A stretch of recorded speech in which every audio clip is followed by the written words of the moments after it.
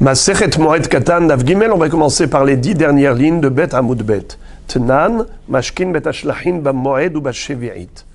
On a déjà vu ce sujet, mais pour pouvoir le poursuivre, il faut rappeler le début. Vous vous souvenez, on avait appris la mahloket entre Rabba et Rav Yosef, à savoir, pour quelle raison celui qui arroserait un champ pendant Shabbat serait Hayav Karet, Hayav Skila, Hayav Khatat. Ça dépend. S'il est Beshogeg, il est Hayav Korban Khatat. S'il a fait ça Bémézid, sans avertissement, alors il est Hayav Karet. S'il a fait ça devant 2 témoins qui l'ont averti, alors il est carrément passible de la peine capitale s'il a dit « je sais que c'est assourd, et tout de même, je le fais, en âme et conscience ». Alors cet homme sera... Hein, 2 personnes, 2 témoins. Il est Alpi Shenaim Aedim Yakum Davar. Ouais. On parle de Shabbat là? Oui, on parle de Shabbat. Qu'est-ce qui est Shogeg? Quelqu'un, par exemple, qui ne sait pas que c'est assourd d'arroser un champ. Qui ne sait pas, il n'y a que ce cas. Exactement. Parce que peut-être, je ne crois pas. Ou bien quelqu'un qui ne sait pas qu'aujourd'hui c'est Shabbat. Il a perdu la boussole. Donc on appelle ça un Shogeg. Shogeg, il est Hayav Korban Khatat. Mézid devant 2 témoins, ça veut dire qu'il y a eu 2 témoins qui lui ont dit « Tu sais que c'est Shabbat? Oui, je sais. Tu sais que c'est assourd d'arroser? Oui, je sais. Tu sais qu'on est Hayav Skila, tu seras passible de la peine capitale? Oui, je le sais. Et malgré tout, tu le fais? Oui, je le fais. » Et il fait la Havera. Eh bien, ces 2 témoins vont aller déposer au Beddin pour raconter ce qu'ils ont vu, et le Beddin vont l'exécuter. Nachon, ils vont lui infliger la peine capitale de Skila. Comme il est écrit dans la Torah, Alpi shenaim edim o shelosha edim yumat hamet lo yumat alpi ed ehad. Ainsi il est écrit dans Parashat Shoftim. Et de ce fait, il y a une question. Quelqu'un qui arrose le champ pendant Shabbat, certes il commet une infraction, mais la question est de savoir laquelle infraction, quel melacha il a effectué. Et pourquoi c'est important de savoir? Parce que la hatra'a, l'avertissement doit être précis.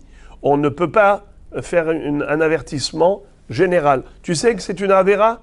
Non, ça ne suffit pas. Il faut lui dire exactement quelle est la nature de cette avéra. Si tu lui as pas dit quel melacha il est en train de transgresser, eh bien, dans ce cas-là, la hatra'a n'est pas bonne. Tu ne peux pas ensuite l'exécuter. C'est pour cela qu'il y a une marloquette entre Rav Yosef et Rabba, à savoir quelle est la nature de la melacha d'arroser. C'est-à-dire, c'est quelle melacha? On sait qu'on a 39 travaux qui sont interdits Shabbat. Ce sont les 39 opérations qui étaient nécessaires pour la construction du Mishkan, la fabrication des kelim, des ustensiles du Mishkan. Alors, la question est de savoir, est-ce que arroser, ça correspond à la melacha de Zoreya ou la melacha de Horesh. Horesh, c'est l'interdiction de labourer son champ pendant Shabbat. Zoreya, c'est l'interdiction de semer son champ pendant Shabbat. Maintenant, arroser, c'est Horesh ou c'est Zoreya. Quel rapport? Alors, on avait vu que l'arrosage, c'est fait pour stimuler la pousse de la plante. Donc, ça rentre dans la famille des melachot, des dérivés de Zoreya. Pourquoi? Comme Zoreya, quel est l'objectif? Je sème une graine pour la faire pousser. C'est ce qu'on appelle Zoreya. Eh bien, arroser, c'est le même objectif. C'est faire pousser la plante.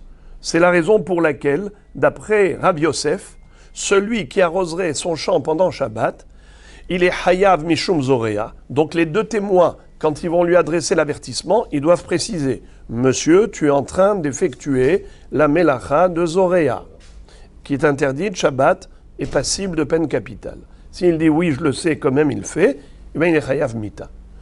Mais Rav Yosef, mais Rabba va dire « Non, pas du tout ». Rabba dit que c'est Mishum Horesh. Qu'est-ce que ça veut dire? Horesh, labourer, c'est préparer la semaille. Pourquoi on laboure la terre? C'est pour ramollir le sol, afin que la terre soit fertile. Ainsi, les graines qu'on va semer vont pousser. Eh bien, l'arrosage, c'est ramollir la terre. L'arrosage, c'est fertiliser la terre. Donc, pour Rabat, l'action d'arroser est un dérivé de Horesh, de labourer. Donc, si tu veux que cet homme-là soit passible de la peine capitale, il faut lui adresser dans cet avertissement la précision. Il faut lui stipuler. Tu sais que maintenant, quand tu arroses, tu es en train de faire la mélacha de Horesh qui est interdite Shabbat. En quoi ça porte grief qu'il soit en train de faire Horesh ou qu'il soit en train de faire... J'ai expliqué qu'au niveau de l'avertissement, il faut être précis. Au niveau de l'avertissement, il faut être précis. Pourquoi on ne dit pas tout simplement, on a qu'à lire les deux, puisque c'est deux avis. Bravo, bravo, bravo. Cette question a été posée par Abaye. Abaye avait dit à Rabat, quoi? Est-ce qu'il n'y a pas deux melachot? Il y a en effet deux melachot. C'était la question d'Abaye. Il lui avait dit, et tu ne peux pas me dire que quand il n'y a qu'une seule, quand il y a deux melachot dans une même action, alors on est hayav que d'une seule melacha. C'est pas vrai. On retrouve une braïta, plutôt Rav Kahana, qui dit Hazomer vetzarich le'etzim chayav shtaim. Et la Gemara est restée dans une question en suspens. Non. Abaye a dit on est chayav shtaim. Alors pourquoi est-ce que tu parles que de soit de ceci, soit de cela? Pourtant. Non. Moi je pensais à la Hatra par rapport à une Avera, et ce qui fait qu'il paierait pour une Avera et non pas pour deux. Mais Abaye dit les deux sont vrais. Les deux sont vrais. C'est ça la question de Abaye. Comme vous. Très bien. Maintenant. Donc il est Zoréa et il est Horesh. Exactement. Maintenant, la Gemara pose une question et elle dit c'est impossible. Comment est-ce possible de dire que il y a un Issour, soit de Horesh, soit de Zoréa, soit les deux, pourtant, de notre Mishnah à nous, du début de Masechet Moed Katan, on pourrait déduire que c'est faux, qu'il n'y a aucune melacha. Quelle est la preuve? Il est écrit Mashkin betashlachin ba moed ou ba shevi'it. On a le droit d'arroser un betashlachin, soit chol moed, soit pendant la shevi'it, pendant l'année de la Shemitah. Vous vous rappelez ce qu'on avait appris la semaine dernière, avant Shabbat. On a appris que à chol moed, on a le droit de faire que certains travaux qui visent d'éviter une perte. C'est-à-dire que on a le droit de faire un travail de ce qu'on appelle davar ha'aved, pour éviter une perte d'argent. Or, il y a des champs qui n'ont pas besoin d'arrosage. Ils peuvent survivre même sans arrosage. Pourquoi? Parce que c'est une terre qui est déjà imbibée d'eau. Par exemple, un champ qui est dans la vallée, c'est déjà bien humide. Mais un champ qui se situe sur la montagne, étant donné que l'eau glisse vers le bas, ce champ il est déshydraté. Si tu ne l'arroses pas de manière artificielle, eh bien, les plantes vont mourir. C'est la raison pour laquelle Hachamim nous ont dit qu'on a le droit d'arroser le champ pendant Chol HaMoed pour éviter une perte. Mais également, pendant la Shemitah, on a le droit d'arroser pour éviter que les fruits qui ont poussé avant la Shemitah ou les Sfihin Minatora, eh bien, que ces fruits-là ne meurent pas. Pour pas que les fruits meurent pendant la Shemitah, on a le droit d'arroser.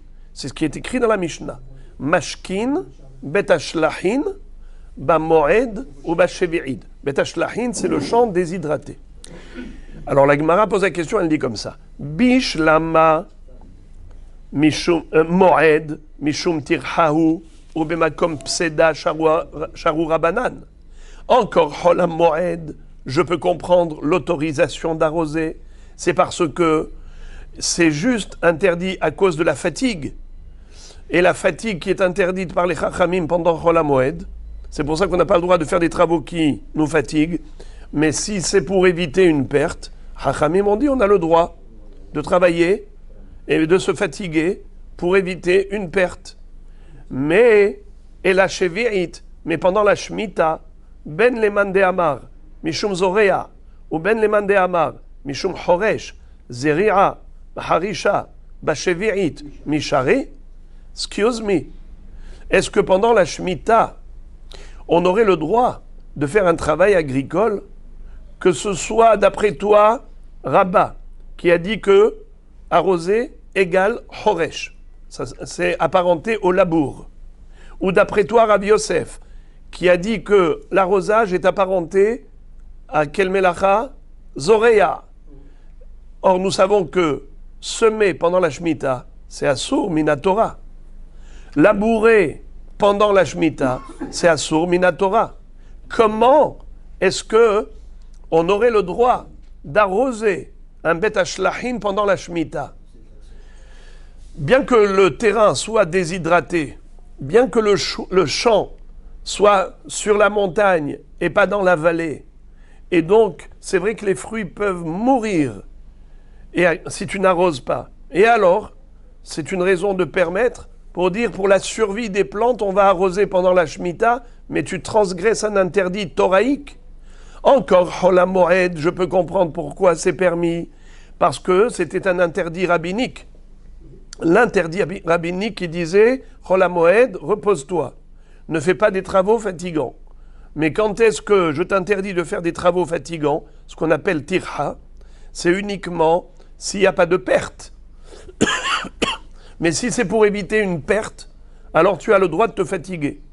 Donc tu as le droit d'arroser un champ déshydraté. Ça, je l'ai compris. Mais pendant la Shemitah, ce n'est pas un issour rabbinique, c'est un issour thoraïque. Et si c'est un issour thoraïque, c'est implacable.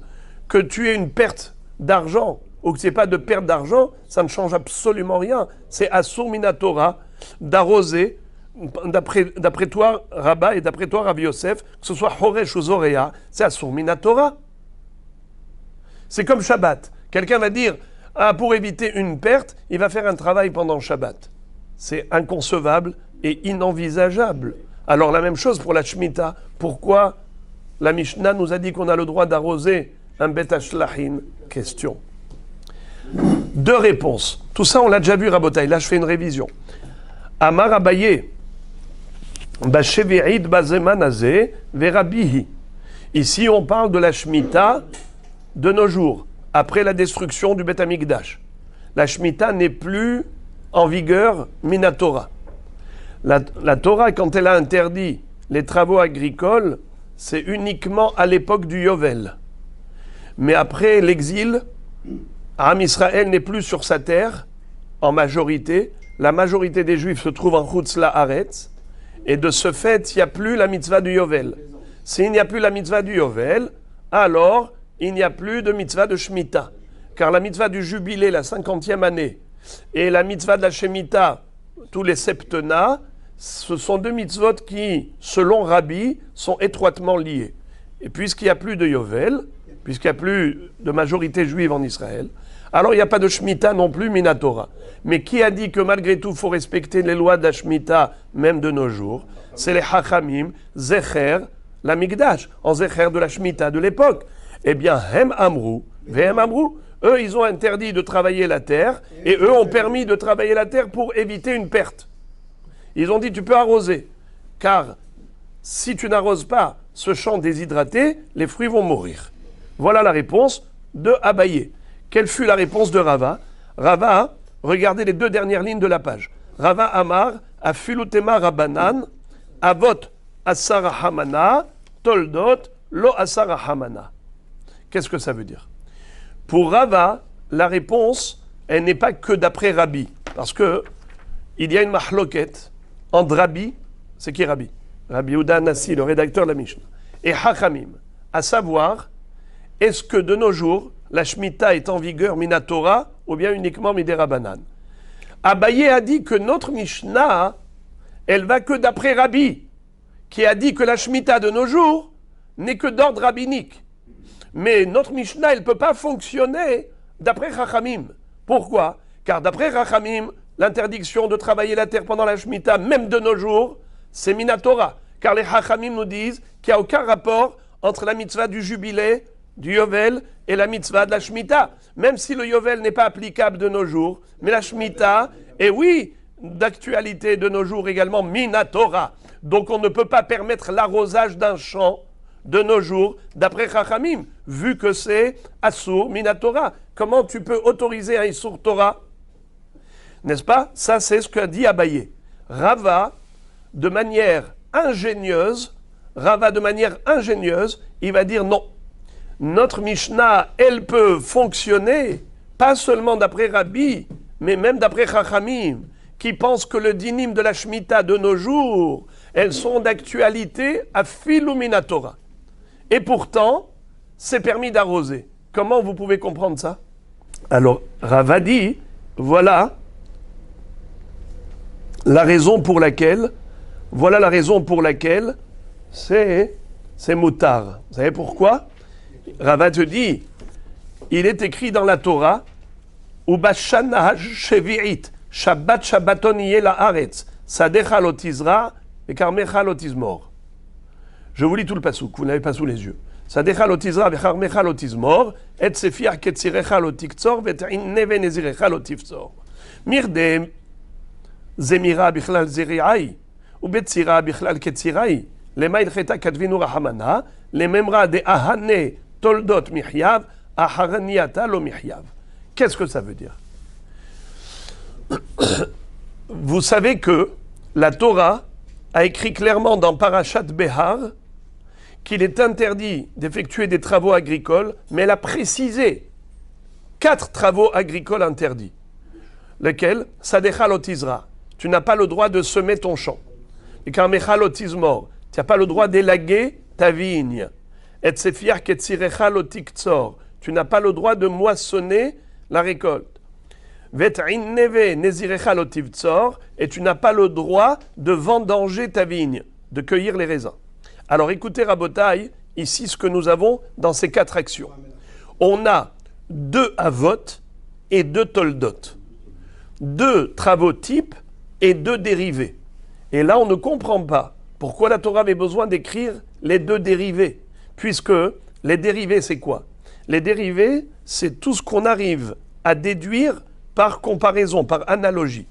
Par exemple, Shabbat, on a des avot et on a des toldot. On a l'interdiction d'effectuer 39 travaux, ce sont les 39 opérations qui étaient nécessaires pour la fabrication du Mishkan, c'est ce qu'on appelle avot. Toutes les mélachot du Mishkan s'appellent avot. Mais après, on a les toldot, on a les dérivés. Par exemple, arroser, c'est pas une action qu'on a vue dans le Mishkan. L'arrosage, c'est un dérivé soit de Ketzira, qui était nécessaire dans le Mishkan pour les plantes, pour les teintures, soit Horesh, labourer, pour semer, n'est-ce pas? Alors tu dis, l'arrosage, ça ressemble à labourer, ça fertilise la terre. L'arrosage, ça ressemble à Zoréa, ça stimule la pousse, n'est-ce pas? Alors, tout ça, ce sont des analogies. Tous les dérivés, c'est ce qu'on apprend par analogie, par comparaison. Et on dit, ah, cette action, elle a le même caractère que cette action. Elle a le même objectif que cette action. Donc c'est un dérivé.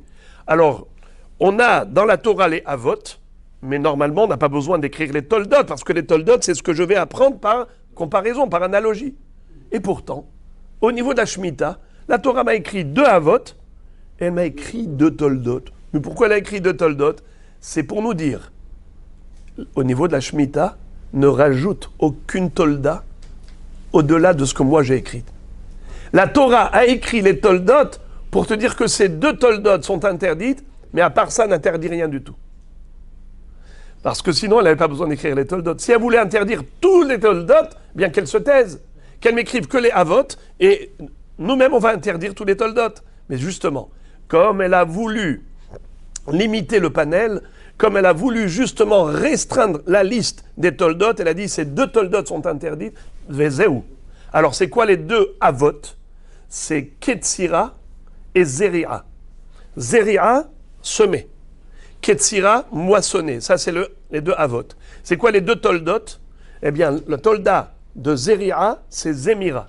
C'est élaguer. Car élaguer, c'est pour stimuler la pousse de ce qui reste. J'enlève les mauvaises herbes, j'enlève les mauvaises branches de l'arbre. Une fois que j'ai élagué, ça va mieux pousser. C'est le dérivé de Zri'a, car Zri'a, c'est semer pour faire pousser. Betsira, c'est Tolda de Ketzira. Cueillir les raisins, c'est tolda de moissonner. C'est un dérivé de la moisson. Moisson, c'est au niveau des céréales. La Betsira, c'est cueillir des raisins. Pourquoi tu m'as écrit interdit de cueillir des raisins pendant la Shemitah, mais tu m'as déjà écrit que c'est assourd de faire Ketsira. En hébreu, Ketsira, c'est la moisson. Betsira, c'est la vendange, cueillir les raisins. Betsira, c'est tolda de Ketsira. Zemira, c'est tolda de Zerira. Donc, Betsira, tolda de Ketsira. Zemira, tolda de Zerira. Pourquoi tu m'as écrit les deux toldot? Mais tu m'as déjà écrit les deux avot. C'est pour dire Ahane mihyav, aharaniata lo mihyav. Pour ces deux toldot, on est hayav. Pour d'autres toldot, on n'est pas hayav. Donc la Torah elle-même, elle vient et elle te restreint la liste. Alors dans ce cas-là, maintenant regardez la beauté du raisonnement de Rava. Rava dit, écoute-moi bien, arroser, c'est permis. Pourquoi? Parce que c'est vrai que c'est une tolda, c'est vrai que c'est un dérivé. C'est sur quoi un dérivé? Par analogie, j'aurais dû dire que de la même façon qu'il est interdit de labourer, ben, on interdit d'arroser. Interdit de semer, ben, on interdit d'arroser, puisque c'est le même caractère, c'est le même objectif. On te dit, mais non, mon cher ami, c'est vrai, mais comparaison n'est pas raison. Pourquoi comparaison n'est pas raison en l'occurrence? Parce qu'ici, la Torah ne veut pas que tu fasses des comparaisons. La Torah te dit tout ce que tu aurais pu obtenir par comparaison, comme dérivé, moi je te le dis ouvertement. Voilà, je t'ai donné les deux toldot. Je t'ai donné Zemira et je t'ai donné Betsira. Alors ne rajoute pas plus. Ce sont les deux toldot que la Torah veut interdire, mais pas plus. Donc l'arrosage est permis. Même d'après Chachamim qui disent que la Shemitah est en vigueur de nos jours, min ha-Torah, mais ça n'interdit pas l'arrosage. Voilà pourquoi la Mishnah nous a dit Mashkin betashlahin bamoed ou bashevirit, même pendant la Shemitah. Donc on a deux belles réponses, celle de Abaye, celle de Rava. Abaye qui dit que notre Mishnah elle va d'après Rabbi, qui dit que de nos jours la Shemitah n'est que Midérabanan, puisque c'est Midérabanan, alors c'est les Chachamim qui fixent les règles du jeu. Hem Amrou, Vehem Amrou, eux ils ont interdit de travailler la terre pendant la Shemitah, et eux ont dit, si c'est pour éviter une perte de fruits, parce que la terre elle est déshydratée, tu as le droit d'arroser pour faire vivre tes fruits, sinon ils vont mourir. Et Rava te dit, non, c'est pas que d'après Rabbi que c'est permis d'arroser de nos jours, même d'après Chachamim, bien que la Shemitah existe de nos jours, Minatora, malgré tout, arroser c'est permis, car arroser c'est une tolda, et il n'y a aucune tolda qui est interdite, à part les deux exceptions qui figurent dans la Torah elle-même, dans Parashat Béar. La Gemara maintenant, elle va objecter, elle va poser une question très forte. Elle va dire, vélo? C'est quoi vélo? Ah bon? Tu dis que non? Tu dis qu'il n'y a pas d'interdiction au niveau des toldot, à part les deux toldot exceptionnels. Moi, je vais te montrer maintenant qu'il y a toute une série d'actions interdites pendant la Shemitah. Et toutes ces actions qui sont interdites pendant la Shemitah, elles sont interdites parce que ce sont des toldot. Alors, qu'est-ce que tu me racontes? Rava, qu'est-ce que tu m'as dit là?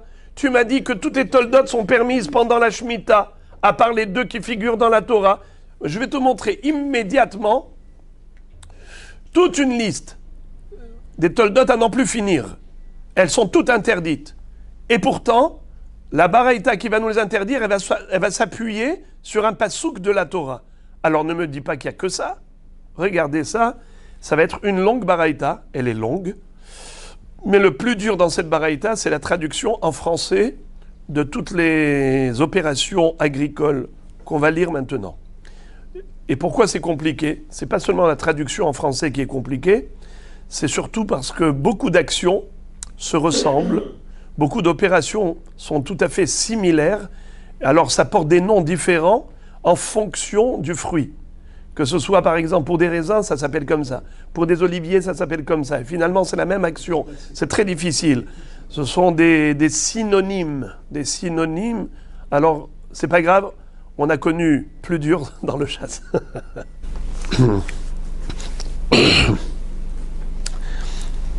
La baraïta que la Gemara va citer maintenant, donc c'est pour démontrer que toutes les toldot sont interdites minatora et pas que ces deux, Zemira et Betsira. Valo, et les autres non. Pourtant, Veatania, il a été enseigné dans une baraïta à propos du pasouk. Sadecha lotizra, Vekarmecha lotizmor. C'est quoi Sadecha lotizra?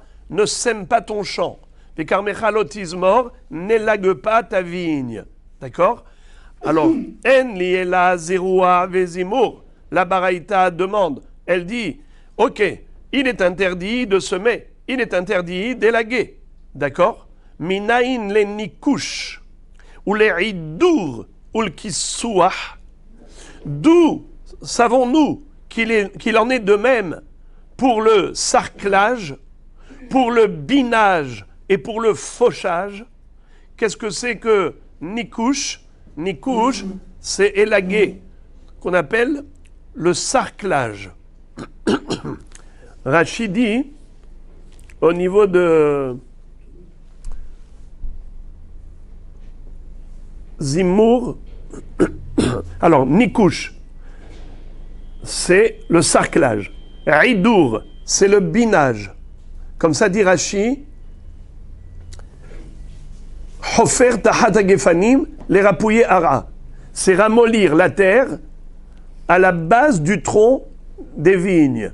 À la base des vignes, on prend le, comment on appelle ça, la pelle ou la bêche, et on se met à ramollir la terre, le sol, autour du tronc. Ça s'appelle idour, le binage. Et le fauchage, c'est quoi? C'est le kissouah. Vous savez c'est quoi kissouah? Rashi explique. C'est en fait de l'élagage, sauf que élaguer, c'est arracher les mauvaises herbes. Mais le fauchage, c'est couper les mauvaises herbes à ras du sol. Regardez Rashi. Kissouah ba'asabim shehotech araim minatovim velo hainu nikush de me'aker ha'ikarim minakarka de laze en okrim et la hotrim le mala. Alors à Botaï, je vais vous faire une petite interrogation du vocabulaire. Comment on traduit nikush en français? Sarclage. Alors les amis, c'est quoi sarclage? C'est arracher les mauvaises herbes, ce qu'on appelle élaguer. Mais en fait, c'est arracher les mauvaises herbes qui empêchent les bonnes plantes de pousser. Et ensuite, c'est quoi idour? C'est le binage. C'est quoi le binage? C'est ramollir la terre autour du tronc. D'accord? Et c'est quoi le fauchage? C'est kissouah. C'est quoi kissouah? C'est raser les mauvaises herbes. Donc, quelle est la différence entre nikush et kissouah? Bravo. Eh bien, nikush, c'est arracher les mauvaises herbes. Kissouah, c'est raser les mauvaises herbes. Voilà déjà, vous connaissez 3 toldot. Et d'où on apprend que c'est interdit minatora? Talmud lomar, sadecha lo, karmecha lo. Qu'est-ce que ça veut dire? Ton champ, non. Ton vignoble, non. C'est quoi cette histoire-là? Eh bien, pour ceux qui étaient là vendredi, s'en souviennent. On avait vu que la Torah disait comme ça, Sadecha lotizra, vekarmecha lotizmor. Pendant l'année d'Ashmita, ton champ, tu ne le sèmeras pas, ton vignoble, tu ne vas pas l'élaguer. Alors, c'était quoi la question des Chachamim? C'est pas comme ça que la Torah aurait dû s'exprimer. La Torah, elle aurait dû dire Lotizra sadecha, ne sème pas ton champ. Elle n'aurait pas dû dire ton champ, tu ne le sèmeras pas. Sadecha lotizra, vekarmecha lotizmor. C'est pas comme ça qu'on parle. D'abord le verbe, ensuite le sujet, c'est-à-dire lotizra sadecha. Ne sème pas ton champ, c'est comme ça qu'on parle normalement. Lotizmor karmecha. Pourquoi la Torah elle a écrit sadecha lotizra? C'est pour te dire sadecha lo, karmecha lo. Quoi lo? Quoi non? Rien. Aucune action, aucune opération agricole n'est permise. Je t'interdis tout. Même le nikush, même le hidour, même le kissouah. Ça veut dire quoi? Que tous ces travaux agricoles qui sont en fait des toldot, qui ne sont que des dérivés de semer, de labourer, n'est-ce pas? Eh bien, tout cela, c'est écrit dans la Torah, que c'est assourd. L'eau. Ou encore, regardez, c'est pas terminé. Elle est très longue, cette baraïta.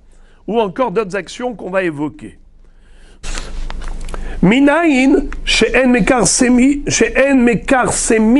ve'en mezaredin ve'en mefasegin ba'ilan. Encore à Botaï, 3 actions. Kirsum, Ziroud et les faseg. C'est quoi tout ça?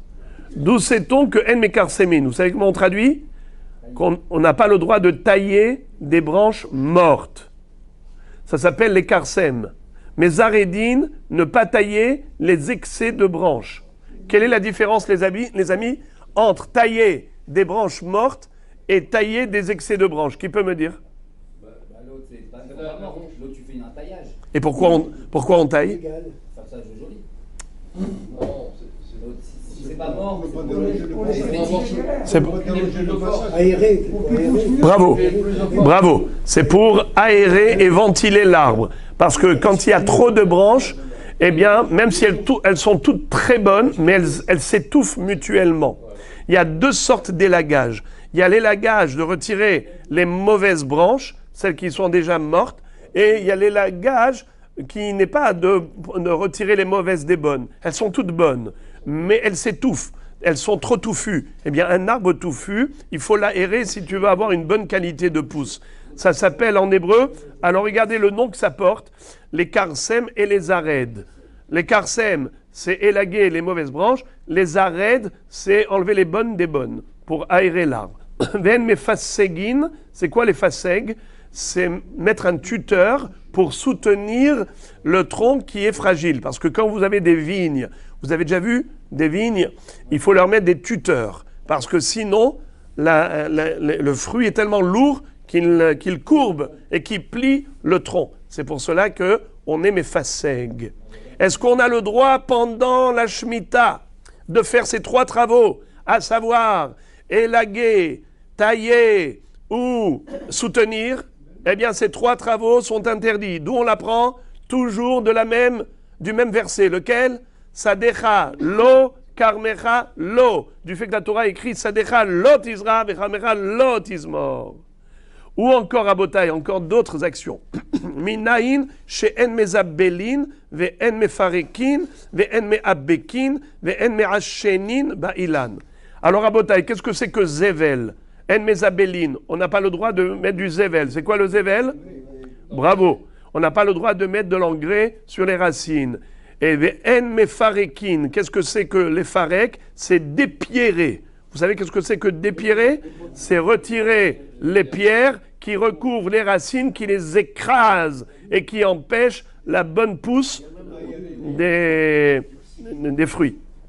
Et qu'est-ce que c'est les hachen? Pardon, les avec, mais abekin, en mais abekin, c'est au contraire mettre la terre. C'est le contraire de dépierrer. Dépierrer, c'est retirer les pierres qui écrasent les racines. Et les abec, c'est au contraire, mettre de la terre pour recouvrir les racines qui sont à découvert. Quand parfois il manque de la terre, mettre de la terre pour recouvrir les racines, c'est ce qui va permettre à cet arbre de ne pas mourir. Parce que si les racines sont exposées à l'air, l'arbre va dessécher. Ça s'appelle les avec. Quelle est la racine du mot les avec? Les avec? Avec! Mettre de la poussière avec. Ven me hachenin, c'est quoi les hachenin? C'est enfumer. Pourquoi faire? À quoi ça sert d'enfumer? Bravo! C'était le pesticide de l'époque. On allait mettre de la fumée en dessous pour tuer les... Comment on appelle ça? Les petits vers, se débarrasser de toutes sortes de bestioles. Hazak. Et d'où on apprend qu'on n'a pas le droit de faire ces actions. On apprend de Sadecha lo, Karmecha lo. Toutes ces actions agricoles, ces opérations sont interdites. Rabotaï, qu'est-ce que nous voyons? Ici, vous avez bien compris que tout cela, ce ne sont que des toldotes. Pourquoi ça s'appelle des toldotes? Des dérivés, soit de semer, soit de labourer. C'est toujours que des toldotes. Et pourtant, la Torah t'a interdit toutes ces toldotes. Qu'est-ce que tu me dis que c'est permis? L'arrosage est permis, parce que c'est une tolda qui ne figure pas dans la Torah. Mais je te montre ici une baraïta dont la liste est longue. Regardez. On n'a pas terminé la baraïta, elle est très longue.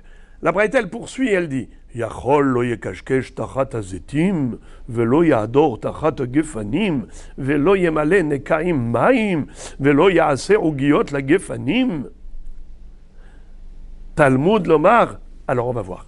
D'abord, quelles sont les 4 opérations agricoles que la Braïta va nous permettre en disant, est-ce qu'on n'aurait pas, on pourrait croire qu'on n'a pas le droit non plus de biner sous les oliviers. C'est quoi les kashkesh tahat hazetim? On avait déjà vu que le kashkesh, Rachidi, haïnou idour, et là chez idour bagefanim vekishkush bazetim. C'est ramollir le sol autour du tronc d'olivier. Avant, on avait parlé de idour, c'est autour du tronc de vigne. Ici, on parle des oliviers. Yachol lo yekashkesh tachat hazetim, velo ya'ador tachat hagefanim. Est-ce qu'on va dire qu'il n'a pas le droit de biner sous les oliviers ou bien de bêcher sous les vignes? Velo yemale nekaim maim, et qui n'a pas le droit de remplir des trous sous les arbres, les remplir d'eau? Vélo, comment on appelle ça? Regarde, il y a ici. Lo yekashkesh tachat hazetim, lo ya'ador tachat hagefanim, lo yemale nekaim maim, velo ya'ase ogiot la gefanim. Alors voici les 4 actions. On aurait pu croire qu'il n'a pas le droit de biner sous les oliviers, qu'il n'a pas le droit de bêcher sous les vignes, qu'il n'a pas le droit de remplir d'eau les trous sous les arbres, qu'il n'a pas le droit de faire des rigoles autour des racines des vignes. On aurait pu croire que tout ça est interdit.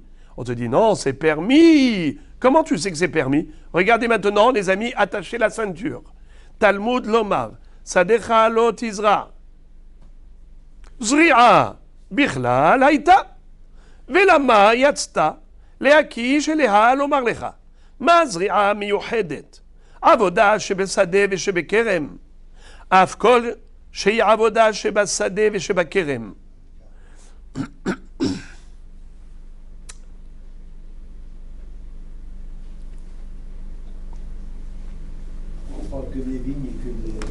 Afkol, chez Avoda, chez Bassadeh, ve chez Bakerem. Alors, qu'est-ce que ça veut dire? Qu'est-ce que ça veut dire? Vous avez compris la Braïta? C'est quoi les 4 actions qui sont permises? Ce qu'on vient de voir. Et pourquoi c'est permis? Non, attendez. D'où on apprend que c'est permis? D'où on apprend que c'est permis? La Braïta nous dit quelque chose de nouveau. On n'a jamais vu ça. La Torah nous dit Sadecha lotizra. Tu n'as pas le droit de semer ton champ. Boker Tov. On a besoin de nous le dire, ça? Mais c'est déjà écrit qu'il faut laisser reposer la terre. Comme ça dit Rashi.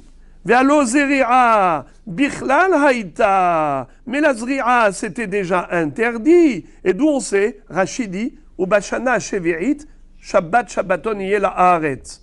Vous entendez? Vous entendez dans le même passouk, dans Parashat Behar, il est écrit au début du verset, laisse reposer la terre pendant la 7e année. Ça veut dire quoi, laisse reposer la terre? N'effectue aucun travail agricole.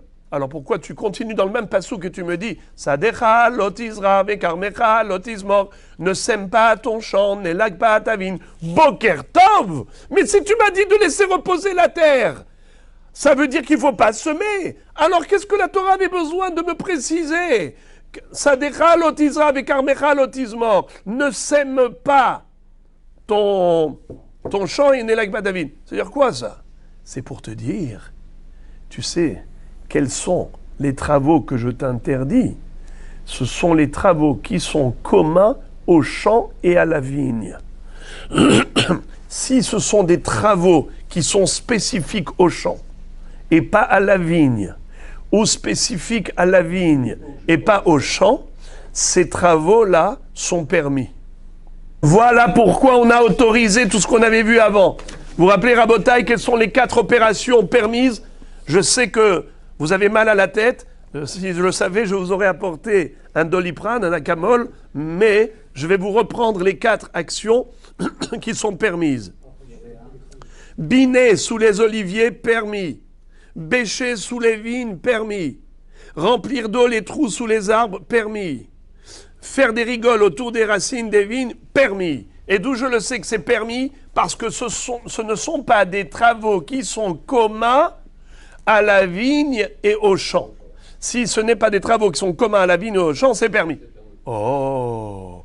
Fin de citation de Baraïta. Qu'est-ce que la Gemara veut au travers de cette citation? Quel est le point de chute? Parce que parfois, on peut s'écarter du but. Quand on cite une Baraïta tellement longue et tellement complexe, avec autant de variétés de halachot diverses et variées, eh bien on peut se perdre. Ne pas se perdre, des amis. Remettons les pieds sur terre.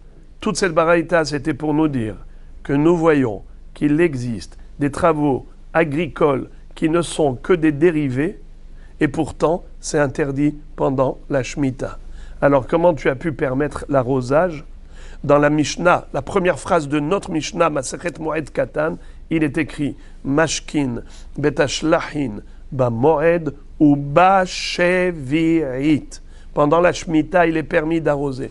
Ribono shel olam, tu me dis l'arrosage est permis. Pourquoi? D'après Rava qui a donné une réponse ingénieuse, il a dit même d'après Chachamim qui disent que la Shemitah est en vigueur de nos jours, Minatora, malgré tout la Torah n'interdit que 2 toladot, Zemira et Betsira. Toutes les autres toladot sont permises. Donc arrosage permis, car arrosage n'est qu'une tolada. La Gemara dit, ah bon? Ma pitom! Voilà, je t'ai cité une longue baraïta où il est écrit plein de toladot interdites. Et quel est le principe, les amis? Rappelez-vous, c'est quoi le principe? Quelles sont les toladot qui sont interdites? Celles qui sont communes au sadé va kerem. Sadé, le champ, et kerem, le vignoble. Eh bien, l'arrosage. Les amis, est-ce que l'arrosage se fait dans un champ? Oui. Est-ce que l'arrosage se fait dans une vigne? Oui. Eh bien, c'est un travail commun aux deux. Si c'est un travail commun aux deux, donc forcément, c'est une tolada interdite minatora. Puisque qu'est-ce qu'on a appris de la Torah? Sadecha lo. Karmecha lo. Toutes les toladot sont interdites lorsqu'elles sont communes au sadé va kerem. Alors c'est une question pas atomique, nucléaire, mais super nucléaire. C'est une question bombe. Vous entendez ici? Comment Rava a pu dire qu'on a le droit d'arroser pendant la Shemitah?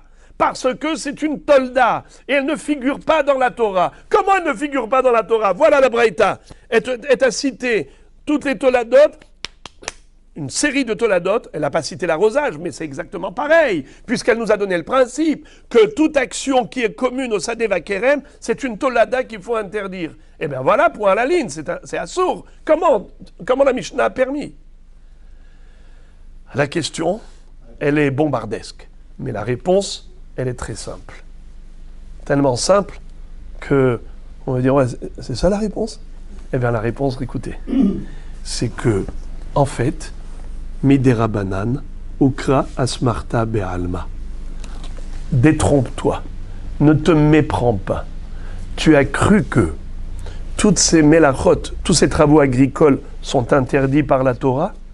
Parce que Sadecha lo, Karmecha lo, eh bien sache que ce n'est pas une vraie dracha. C'est juste une allusion. C'est juste une asmarta. Behemet, l'interdiction de faire tous ces travaux, ce n'est que Midera Banan. C'est pas Minatora. Et alors, si c'est que Midera Banan, pourquoi on a cité un pasouk, on a dit Sadecha lo, Karmecha lo, n'est-ce pas? Au lieu de dire Lotizra Sadecha, au lieu de dire Lotizmor Karmecha, on a écrit Sadecha Lotizra, Karmecha Lotizmor. De là, on a déduit Sadecha lo, Karmecha lo, toutes les toladot sont interdites, n'est-ce pas? Il dit ça, ce n'est pas écrit clairement dans la Torah. C'est les Hachamim qui ont développé cette dracha pour trouver un appui, une allusion à leur takana. Mais à l'origine, initialement, ces interdits-là qui figurent dans la Braïta, tout ce qu'on a lu, interdit d'élaguer, le sarclage, le fauchage, le binage, le bêchage, tout ce que tu as vu, tout ça, c'est pas Minatora que c'est interdit. C'est Asur que Midera Banan. Et le pasouk que la Baraïta a cité, soi-disant c'est Minatora, eh bien non, ce n'est pas Minatora. c'est Béhémet que Midérabanan, et le pasouk n'est qu'une allusion. Et dans ce cas-là, qu'est-ce que ça change? Ça change tout. Pourquoi ça change tout? Car si c'est que Midérabanan, Hem Amrou, Vehem Amrou. Eux ont interdit en temps normal ces travaux, et eux ont permis en cas de perte. Voilà pourquoi la Mishnah a dit Mashkin bet ashlahin bamoed ou bashevi'it. Puisque c'est un bet ashlahin, ça veut dire un champ déshydraté, et les fruits risquent de mourir si tu n'arroses pas, eh bien on a le droit d'arroser même pendant la Shemitah. Puisque c'est que Midérabanan que c'est interdit. Eh bien eux, les Chachamim, ont fixé les règles du jeu. Ils te disent qu'en cas de perte, des fruits, tu as le droit d'arroser. La réponse, elle est trop facile. La question, elle était trop dure, mais la réponse est très facile. Vous avez perdu un maillon de la chaîne. Un petit maillon. Mais on vient de dire justement, c'est ça tout le chidouche. Parce que ce que vous dites, c'est Abaye. Abaye, c'est lui qui dit que c'était Minatora à l'époque du Beth Amikdash et que de nos jours, c'est Midérabanan. Donc il a attribué la Mishnah à Rabbi qui dit que la Shemitah de nos jours, c'est que Midérabanan. Mais tout notre pile-poule à nous, il n'était que par rapport à Rava. Et Rava a dit que notre Mishnah, elle va même d'après Chachamim, qui disent que la Shemitah de nos jours, c'est Minatora. Et bien que ce soit Minatora, il n'y a que 4 actions qui sont interdites, à savoir semaille, élagage des vignes, vendange des vignes et quoi? Les 2 d'Avoïta et les 2 des Toldot. Exactement, les 2 Avot et 2 Toldot. Zéria, Zemira, Ketsira, Betsira, c'est tout. C'est tout. Alors maintenant, donc ne pas retomber dans Abaye. Restez dans Rava. Parce que tout notre DAF aujourd'hui, il est avec Rava. Alors les frères et les amis, maintenant, j'allais dire que la partie la plus dure du DAF, on l'a dépassé. Et maintenant, on va faire du copier-coller. Vous allez être contents parce que on va dévaler très rapidement maintenant le DAF, puisqu'on va faire du copier-coller. Donc on a compris que Béhémet, Sadechalo, car Mechalo, ce n'était pas une vraie dracha. Parce que c'est écrit Sadechalo Tizra, car Mechalo Tizman. Comment tu mets le point final au niveau du lot? Sadechalo. Ça veut dire quoi Sadechalo? C'est écrit Sadechalo Tizra. Ne mets pas autre chose que Tizra. Donc Vadaï que ce n'est pas une vraie dracha, c'est juste un remez que Chachamim ont cherché à trouver dans la Torah pour appuyer leur institution rabbinique. Zéou. Alors maintenant, on continue. La Gemara pose la question, elle dit Vekishkush, Bashevi'it, Mishare, Veaktiv, Vashevi'it, Tishmetena untashta, Tishmetena milekashkesh, untashta milesakel. Qu'est-ce que ça veut dire? Comment, dans cette baraïta, tu m'as autorisé d'être mekashkesh? Qu'est-ce qui se rappelle? C'est quoi le kishkush? Est-ce que quelqu'un se rappelle c'est quoi kashkesh? Bravo, c'était bêcher et faire un hidou, ramollir autour de l'arbre. Comment tu me permets de ramollir la terre autour du tronc d'arbre, mais pourtant c'est écrit que c'est assour? Il y a une braïta qui est d'Oresh le Pasouk, vers Shevi'it, Tishmetena untashta. Pendant la 7e année, tu dois laisser la terre en jachère et tu dois abandonner la terre. Qu'est-ce que ça veut dire Tishmetena untashta? Pourquoi cette répétition? Tishmetena milekashkesh. Tu dois t'abstenir d'être mekashkesh, c'est-à-dire de ramollir la terre autour du tronc des oliviers. Unetashta milesakel. C'est quoi les sakel? C'est dépierrer, retirer les pierres de sur les racines. Tu n'as pas le droit de retirer les pierres qui sont sur les racines. Donc tu vois que le kishkush, il est interdit pendant l'année la Shemitah, donc il y a 2 baraïtot qui se contredisent. Amar Rukvar bar Hama. Alors Rukvar bar Hama répond à la contradiction. Il dit Tre kishkushe havu. Il dit ce sont 2 homonymes. Il y a kishkush et kishkush. Il y a un mekashkesh qui est permis, il y a un mekashkesh qui est interdit. Lequel qui est interdit? Had avrouillé ilané, ve had satoumé filé. Avrouillé ilané, il est interdit de stimuler la pousse des fruits sur l'arbre. Pourquoi? Parce que tu es en train d'améliorer l'arbre.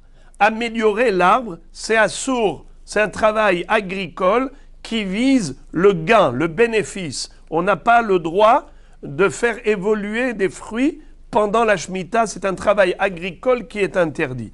Par contre, si c'est pour éviter une perte, c'est permis. Comme par exemple, Hatsatoumé filet, boucher les fêlures.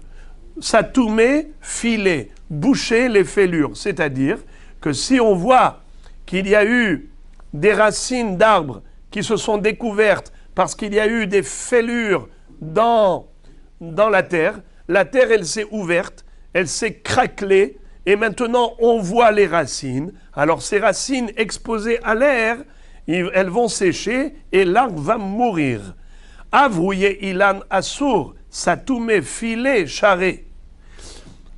Améliorer l'arbre, c'est interdit. Mais boucher les trous, les fissures au niveau des racines, c'est permis en rajoutant de la terre. Parce que là, c'est pour sauvegarder l'arbre, et là, c'est pour le faire progresser.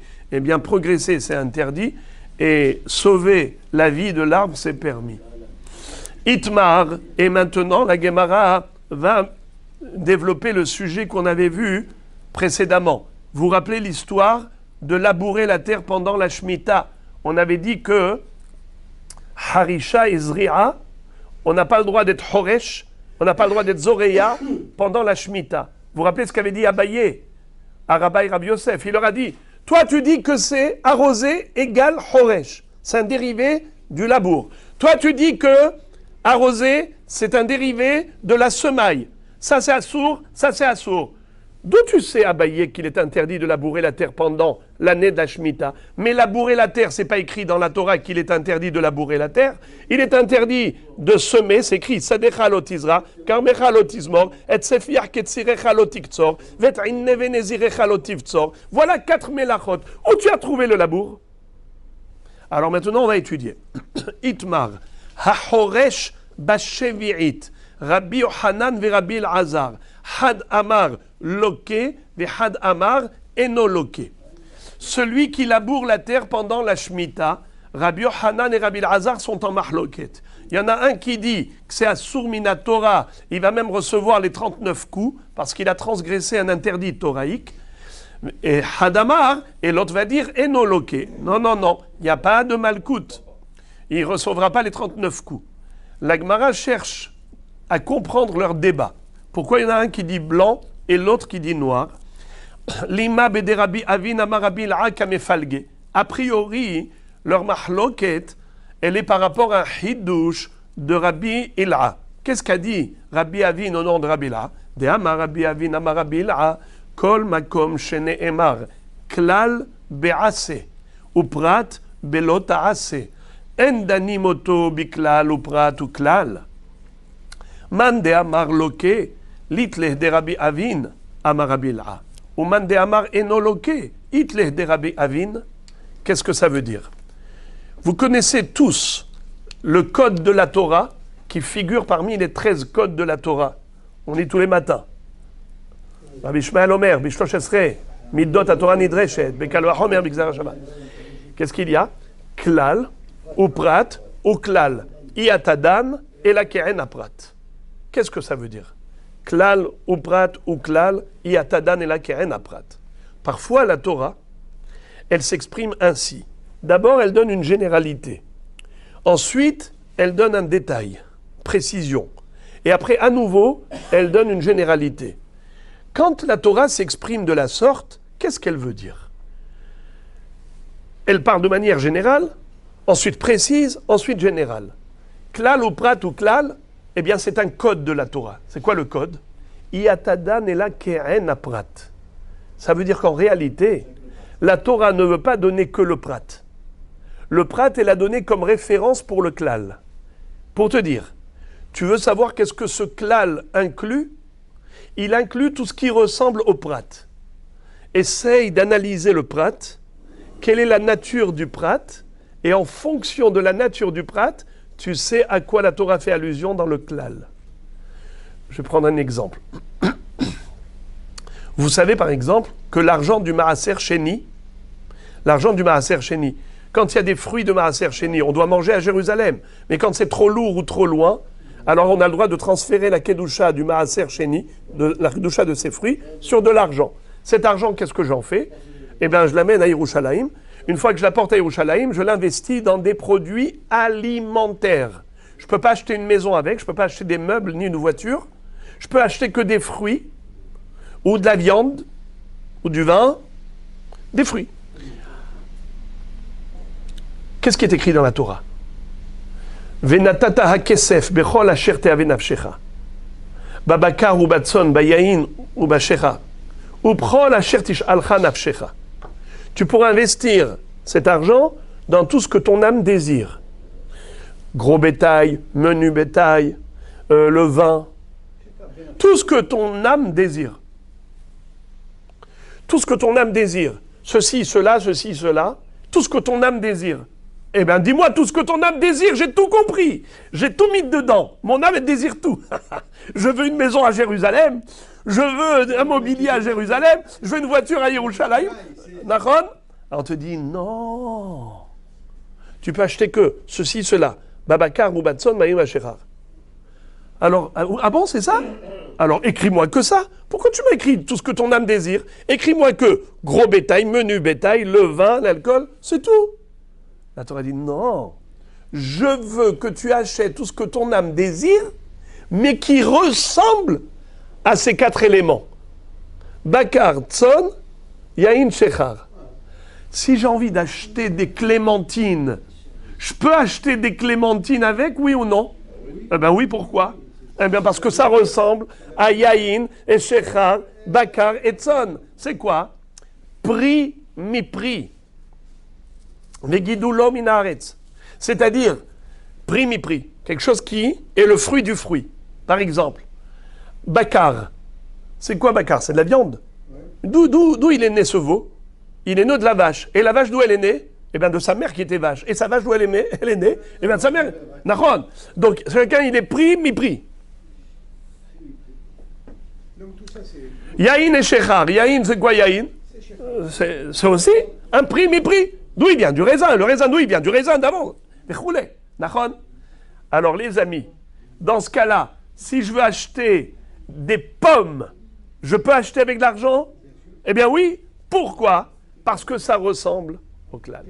Alors maintenant, vous avez compris que le klal englobe tout ce qui ressemble au prat. Maintenant, les amis, grâce à Dieu, vous avez compris le principe de klal ou prat ou klal. Maintenant, je vous pose une question. Regardez mes frères et mes amis. Il est écrit dans la Torah.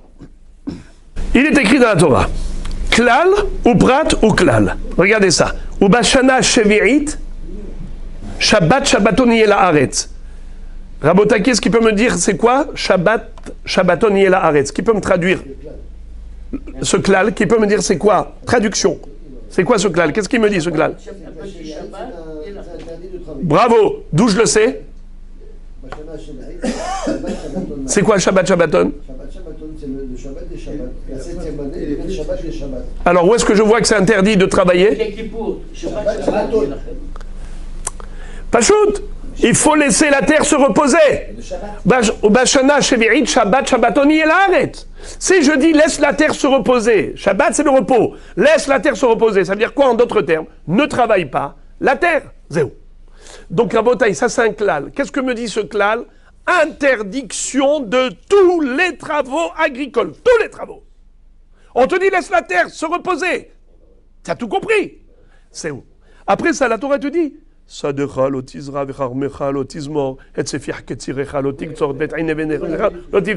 quoi ça? 4 actions interdites. C'est prat.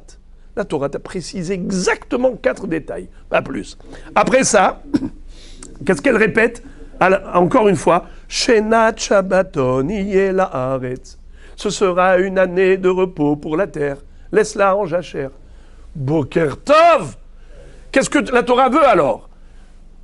Comment on appelle ça? Klal, prat, klal. Qu'est-ce qu'on a dit? Iatadanela, keren prat. Quand la Torah s'exprime de cette manière, généralité, précision, généralité, la précision est une référence de la généralité. Grâce aux détails qu'elle m'a donnés, je comprends qu'est-ce qu'elle veut m'inclure dans le klal. Tout ce qui ressemble au prat, comme dans l'exemple que je vous ai donné. Eh bien, là aussi, la Torah, qu'est-ce qu'elle veut m'inclure dans le klal? l'interdiction de labourer la terre. Labourer, c'est pas écrit clairement, mais ça ressemble aux travaux agricoles. Car pour semer, il faut d'abord labourer. Et il existe même deux labours. Vous savez, il y a le labour d'avant et après la semaille. Avant la semaille, on fait des sillons. Après qu'on a fait des sillons, on sème. Et après qu'on a semé, on recourt le grain. Et on laboure à nouveau. En tout cas, le labour, c'est similaire au prat. Et la Torah, au travers du klal, elle veut inclure l'interdiction de labourer, comme elle m'interdit de semer et ainsi de suite. C'est beau, mais sauf que ce klal ou prat ou klal ne ressemble pas à tous les klal ou prat ou klal.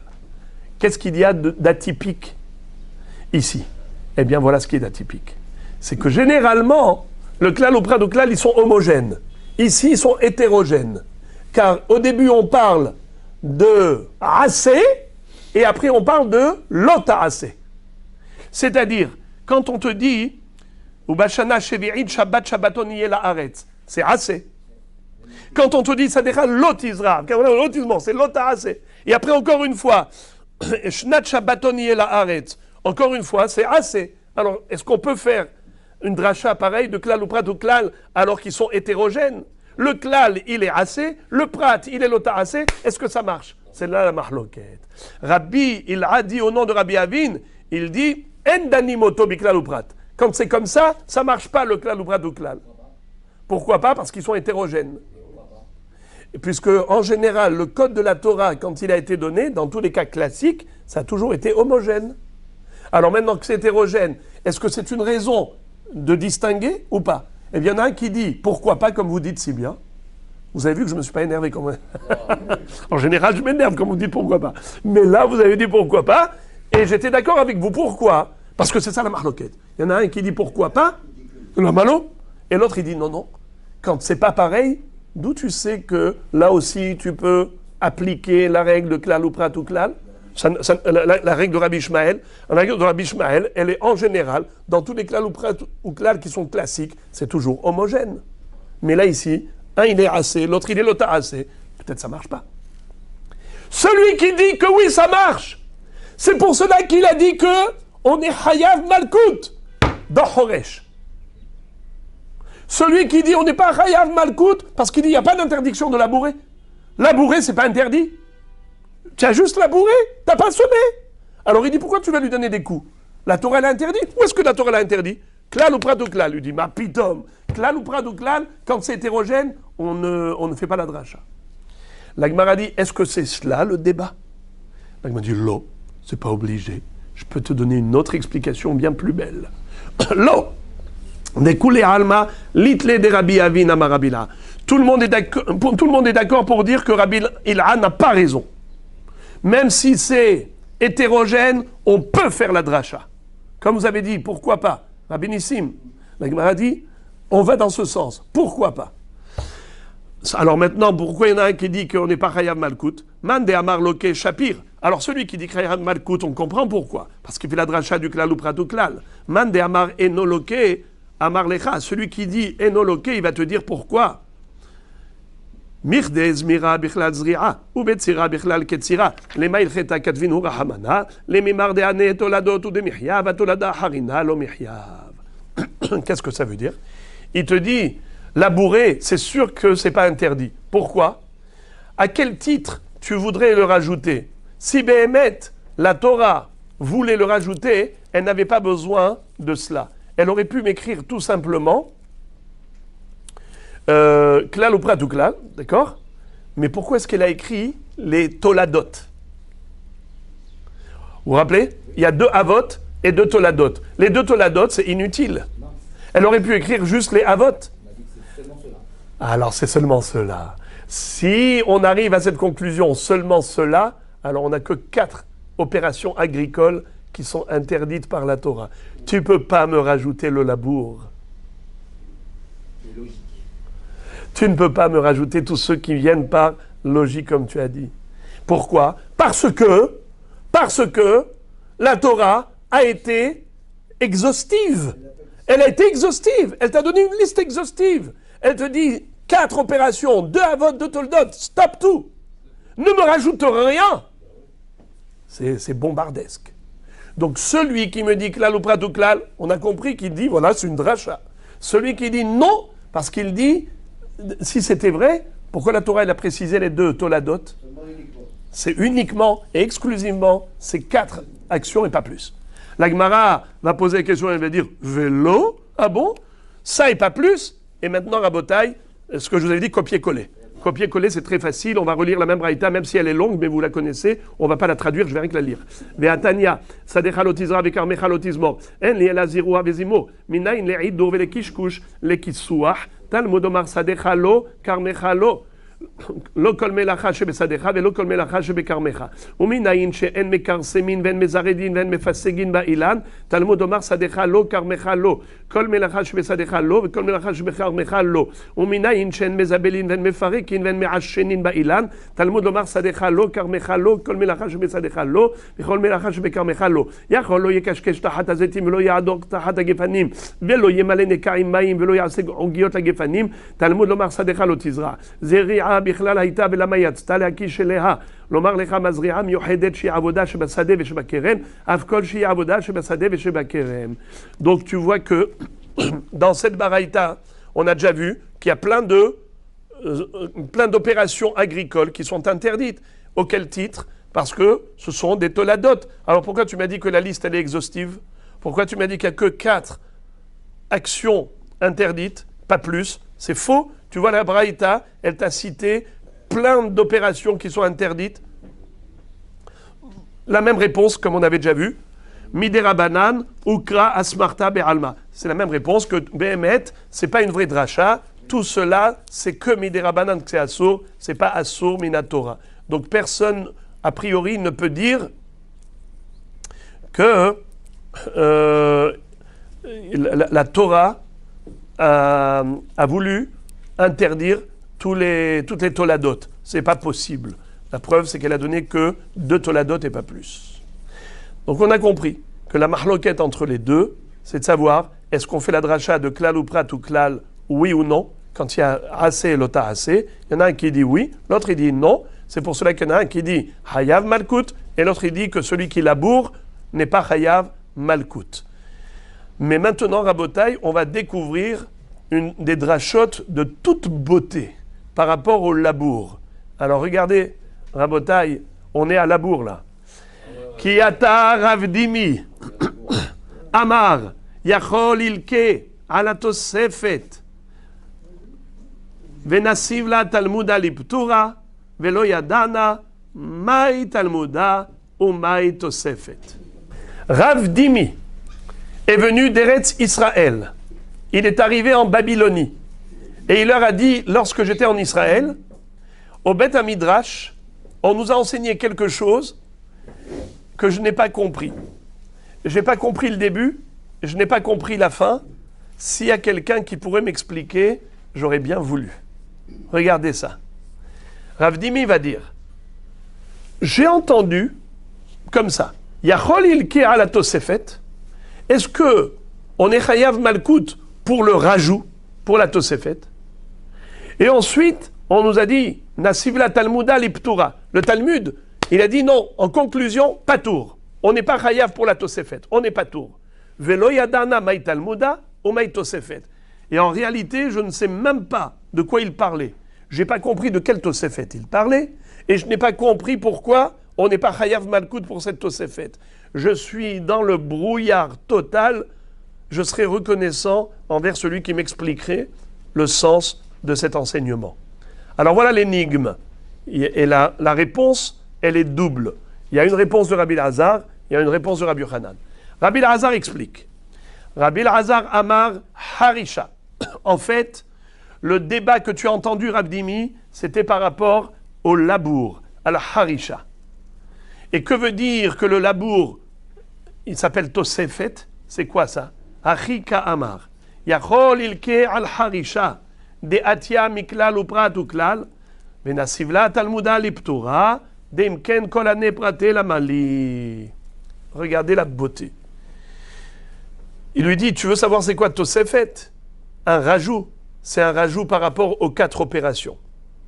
Étant donné que dans la Torah, il est écrit Zri'a, Zemira, Ketzira, Betzira, tu te poses la question et tu te dis, peut-être que même le labour, on va le rajouter, ça fera 5 opérations. Celui qui laboure, il serait Chayav Malkut au titre de Klal ou Prat ou Klal. Et la réponse est que non. Bien que dans l'absolu, on aurait pu faire cette dracha de Klal ou Prat ou Klal. On n'est pas gêné par le Hassé, le Ta'assé, comme avait dit Rabbi Laha. Dans l'absolu, par principe, on aurait pu appliquer cette dracha. Sauf que, ici, de manière très claire, la Torah ne veut pas que tu fasses de dracha. Quelle est la preuve? C'est qu'elle t'a rajouté 2 toldot aux 2 avot, chose qui était inutile, si ce n'est que pour justement te donner une liste exhaustive et exclure tout autre travail agricole. Donc le labour n'est pas interdit. Tu ne peux pas le rajouter aux 4 travaux interdits. Tu ne peux pas rajouter un 5e. Le labour ne le rajoute pas. Donc vous avez compris la beauté de cet enseignement? J'ai entendu, quand j'étais en Israël, est-ce que le rajout est interdit? Et finalement, ils ont dit non, on n'est pas tour pour ce rajout. Et je n'ai pas compris de quel rajout on parle et pourquoi pas tour. Eh bien, l'explication de Rabbi Lazar est claire. Le rajout, c'est le 5e travail agricole, le labour. Est-ce qu'il faut le rajouter aux interdictions? Et la réponse, elle est non. Ne rajoute pas le labour aux interdictions, pour la simple raison, c'est que ce que la Torah a voulu interdire, elle a dit clairement. Elle t'a rajouté 2 toldot aux 2 avot pour te donner une liste exhaustive et exclure tout autre travail agricole. Voilà pourquoi le labour n'est pas interdit.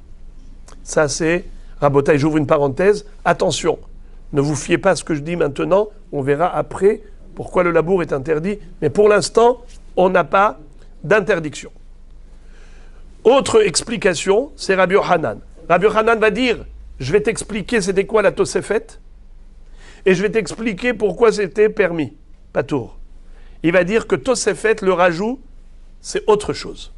Mais Rabbi Yochanan Amar, Yamim, sheosifu lifne Rosh Hashanah, ve'achi ka'amar, yachol ilke al Tosefet Rosh Hashanah, de'atia mi bechari shubakat sir tishbot, ve'nasiv la talmuda, liptura, kedebarinan nememar lekaman. Qu'est-ce que ça veut dire?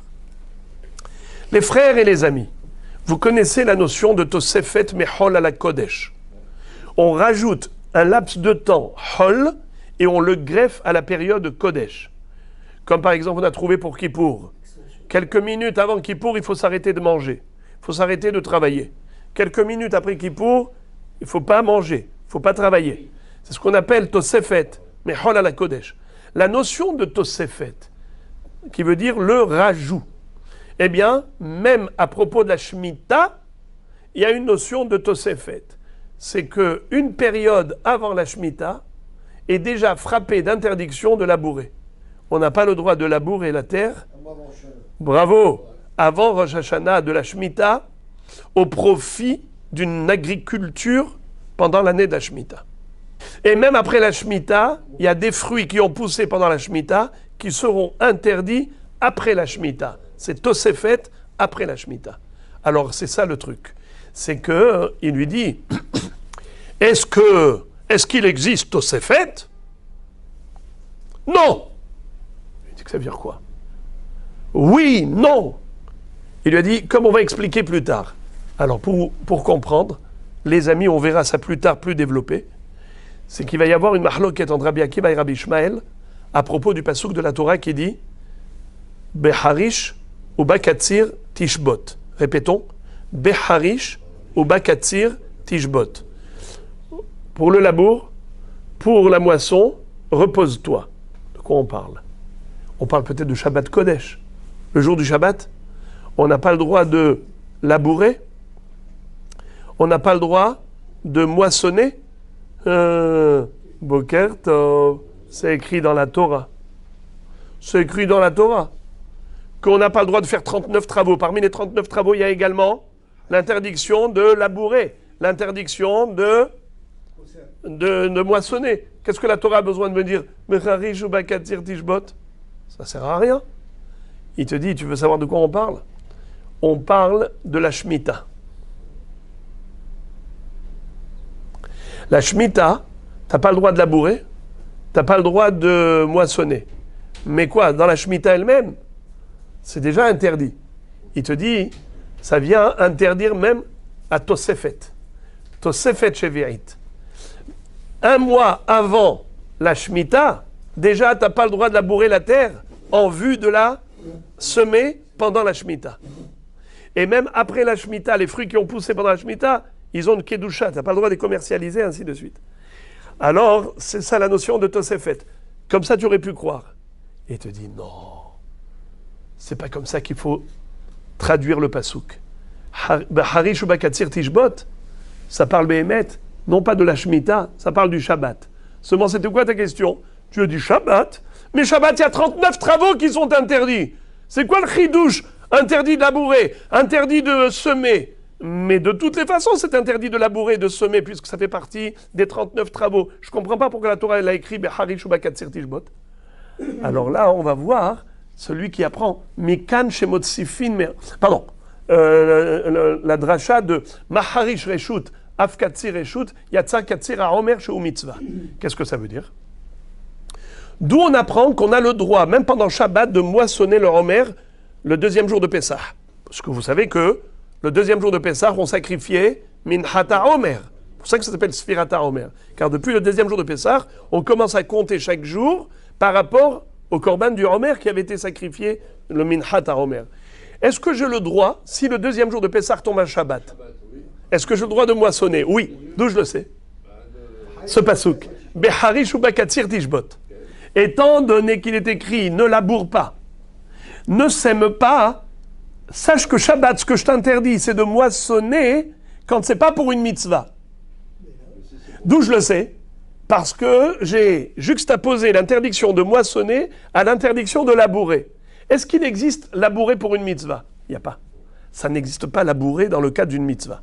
Est-ce qu'il existe moissonner dans le cadre d'une mitzvah? Oui, Tzirata Omer. Est-ce qu'il existe moissonner dans le cadre qui n'est pas mitzvah? Bien sûr, toutes les moissons, ce n'est pas dans le cadre d'une mitzvah, à part Ketzirata Omer. Donc, dans la Ketzira, il y a deux options, deux hypothèses. Soit je fais Ketzirata Omer, mitzvah, soit je fais Ketzira Stam, de Hol, qui n'est pas mitzvah. Shabbat, qu'est-ce que la Torah m'interdit? Elle m'interdit les deux Ketzirot, la Ketzira de mitzvah comme la Ketzira qui n'est pas mitzvah, ou bien uniquement la Ketzira de Hol. Mais Ketzirata Omer, c'est permis. Eh bien, c'est ça le truc. C'est que c'est uniquement le Hol. Mais Ketzirata Omer, c'est permis. D'où je le sais? Car elle a comparé Katsira Harish.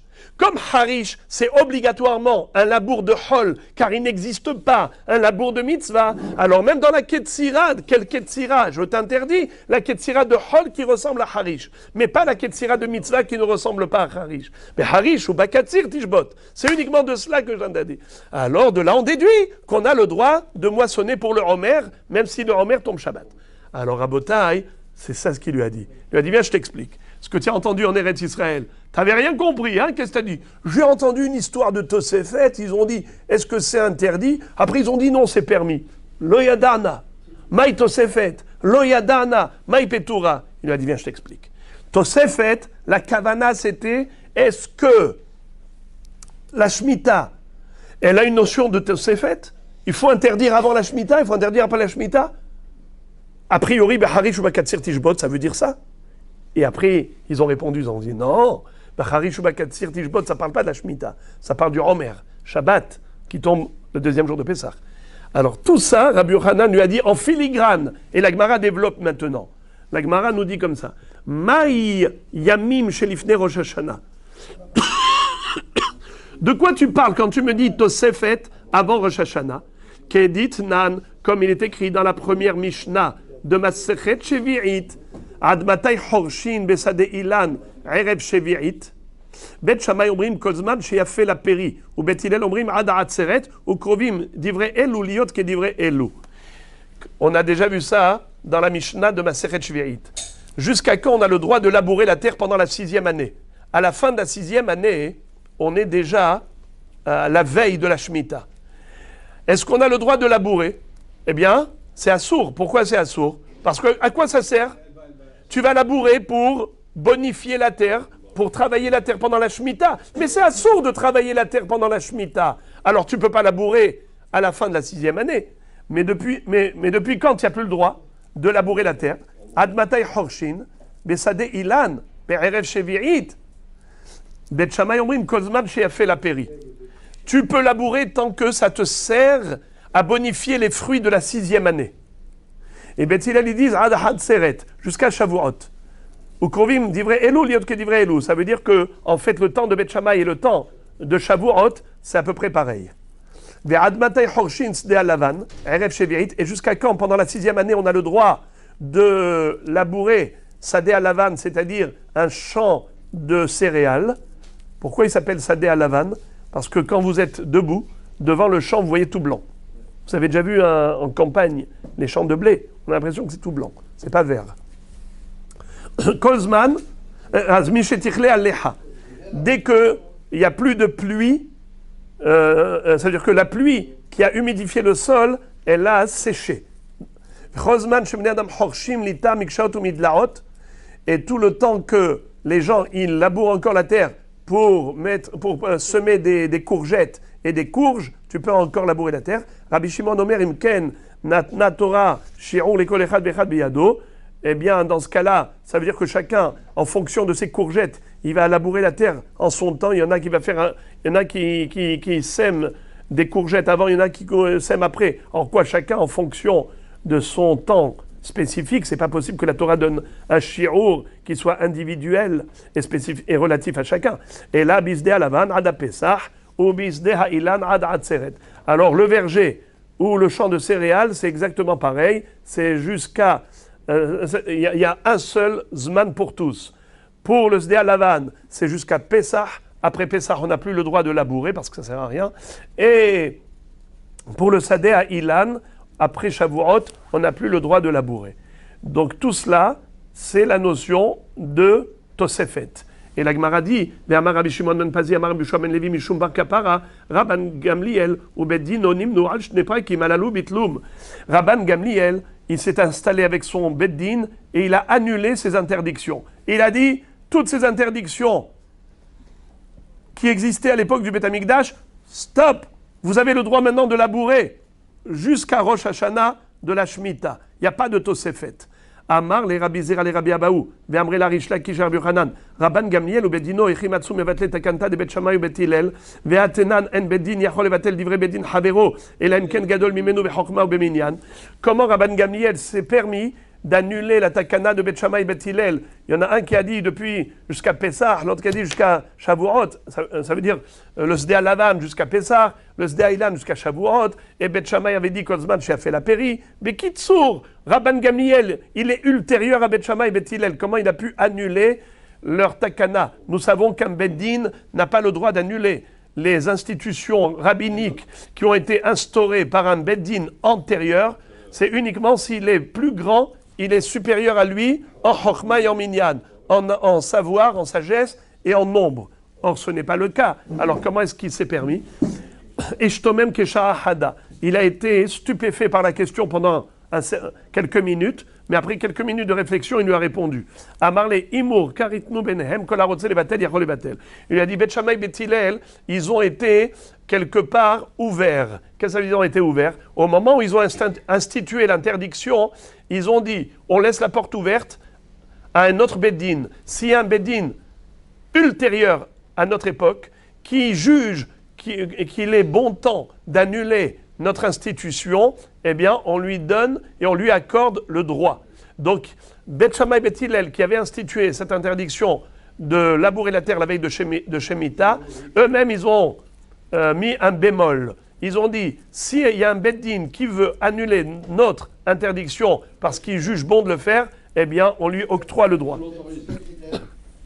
On verra tout de suite.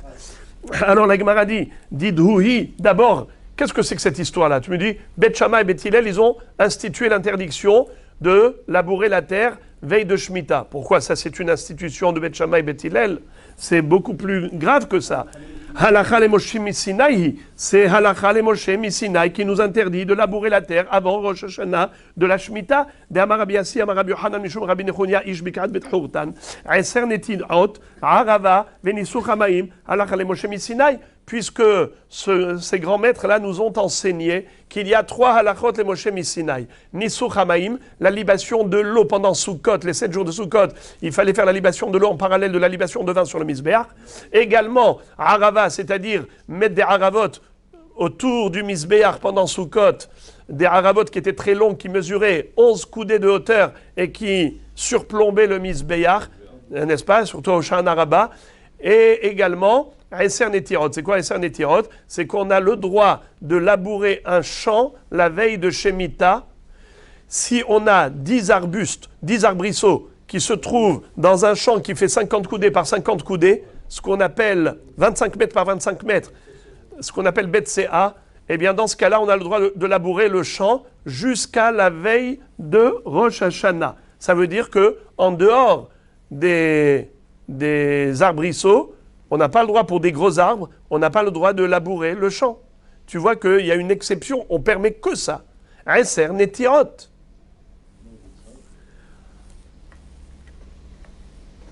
Alors comment tu peux me dire que c'est Bet Shammai Bet Hillel? Mais c'est Halakha le Moshe Misinaï. Parce que si on te permet que les 10 arbrisseaux, ça veut dire qu'on n'a pas le droit de labourer un champ en général. Halakha le Moshe Misinaï. Alors pourquoi tu as dit que c'est Bet Shammai Bet Hillel qui ont institué? Amar Rabbi Yitzhak. Rabbi Yitzhak répond, Ki gemirei ilcheta shloshim yom lifnei Rosh Hashanah, ve'atuhane takun mipesach u'me'atzeret, ve'atnu bedidhu kol harotze levatel yabo bivatel. En réalité, la halakha le Moshe Misinaï, elle se restreint à 30 jours. L'interdiction de labourer la terre, de labourer le champ avant Rosh Hashanah de la Shemitah, c'est juste 30 jours. Ça, c'est halakha le Moshe Misinaï. Qui est-ce qui a dit depuis Pesach pour les céréales, depuis Shavuot pour les vergers, les champs d'arbres fruitiers, c'est uniquement Bet Shammai Bet Hillel. Ça veut dire que eux-mêmes qui ont institué l'interdiction depuis cette période, ça veut dire qu'ils ont étendu la période de la Tosefet depuis Shavuot et depuis Pessah, eux-mêmes ont dit, s'il y a un Beddin qui vient après nous et qui juge bon d'annuler ce qu'on a dit, eh bien, on lui donne le droit. Et la Gemara pose la question, elle dit, Ve'ane ilchetaninu, kra'eninu. Je ne comprends pas. Pourquoi tu dis que c'est halakha le Moshe Misinaï d'interdire 30 jours avant Rosh Hashanah de labourer la terre? Mais pourtant, c'est des psukim qu'on le déduit. Dit Nan, comme il est écrit dans le pasuk, Beharish uba katsir tishbot. Rabbi Akiva Omer, En tzarich lomar harish vekatsir shel shevi'it, sharik var ne'emar sadecha lo tizra vekamecha lo tizmor. Et là, harish shel erev shevi'it. Rabbi Akiva déduit du pasuk. Baharish uba katsir tishbot, il dit à quoi cela sert? Pour m'interdire pendant la Shemitah? Mais c'est évident que c'est interdit pendant la Shemitah de labourer et de semer pendant la Shemitah. C'est écrit clairement dans la Torah, sadecha lo tizra vekamecha lo tizmor. Et là, qu'est-ce que ça vient nous interdire? Et la harish el erev shevi'it shenichnas la shevi'it. Ça vient m'interdire même une période avant la Shemitah, avant Rosh Hashanah de la Shemitah, ça s'appelle harish shel erev shevi'it shenichnas la shevi'it. Labourer la terre la veille de la Shemitah, quand on rentre dans la Shemitah, c'est interdit. D'où il apprend de quel pasuk? Bah harish ou bah katsir tishbot. Et katsir shel shevi'it she'atza le motzae shevi'it. Également, les plantes qui ont poussé pendant la Shemitah, même après la Shemitah, eh bien, il y a une interdiction de profaner ces fruits de la Shemitah, de faire la ktsira de tous ces fruits-là. Ils ont une kdusha de shvi'it. Tout cela, ça a un statut de Shemitah, tous ces fruits qui ont poussé pendant la Shemitah. Maharish reshut, afkatsir reshut. Non, pardon. Rabbi Ishmael Omer, Maharish reshut, afkatsir reshut, yatsa ketzira Omer, shi mitzvah. Rabbi Ishmael, il dit pas du tout. On ne parle pas de Shemitah. Je ne suis pas d'accord avec toi, Rabbi Akiva. Rabbi Ishmael, il dit que ça parle bémet de Shabbat Kodesh. Et qu'est-ce que ça vient nous enseigner? Qu'on a le droit pendant Shabbat de moissonner le Omer, même si ça tombe Shabbat le deuxième jour de Pessah. Et Harish et Katsir, Maharish Reshut, Av Katsir Reshut, Yatsa Katsir à Omer, Shou Mitzvah, comme je vous l'avais dit précédemment. Alors, dans ce cas-là, qu'est-ce que nous voyons? Qu'est-ce que nous voyons d'ici? Que Rabbi Ishmael que Rabbi Akiva te dit clairement que la veille de la Shemitah, il est interdit de labourer la terre et on l'apprend du Passouk. Alors pourquoi tu m'as dit que c'est Halakha le Moshe Misinaï? Je répète la question. Comment tu peux dire que c'est Halakha le Moshe Misinaï de nous interdire 30 jours avant la Shemitah de labourer la terre? Pourtant, on l'a déduit, comme a dit Rabbi Akiva, du Passouk Bacharish ou Bakatsir Reshut. Et là, Marav Nachman Bar Yitzhak, Kigmire il Cheta le Mishrei Yalda, Krae le Misar Zekena. La Gemara dit, tu veux savoir, la Halakha le Moshe Misinaï, elle vient pour permettre de labourer le champ où il y a des petits arbrisseaux. Comment ça s'appelle les petits arbrisseaux? Les Eser Netirot, ça s'appelle Yalda. Yalda, ça veut dire une petite fille, une petite qui vient de naître, un petit arbuste qui vient de naître. Par contre, des gros arbres qui sont déjà majeurs et vaccinés, alors cela, c'est assourd de labourer le champ. Donc, le Passouk, Becharish ou Bakatsir, Tishbot, ça vient m'interdire de labourer le champ d'arbres fruitiers des ékénotes, des vieux arbres. Et là, Moshe Misinaï est venu pour autoriser de labourer les 10 arbrisseaux. La Gemara pose une question, elle dit, excuse me, Vekevan il Chetan Mishri Yalda, Lavmi Mela, Zekena, Sira, mais c'est automatique. Je ne comprends pas pourquoi on a besoin d'un passouk pour interdire de labourer un champ de vieux arbres. Mais si la halakha le Moshe Misinaï me dit que tu as le droit de labourer un champ de petits arbrisseaux, sous-entendu que si c'était un champ de vieux arbres, c'est interdit. Alors, on n'a pas besoin d'un passouk, puisque c'est déduisible de la halakha le Moshe Misinaï.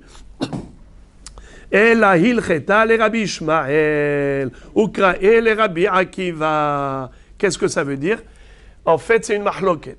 Selon Rabbi Akiva, d'où on apprend le din de Tosefet Shvi'it, on l'apprend des psukim, Bacharish ou Bakatsir Tishbot.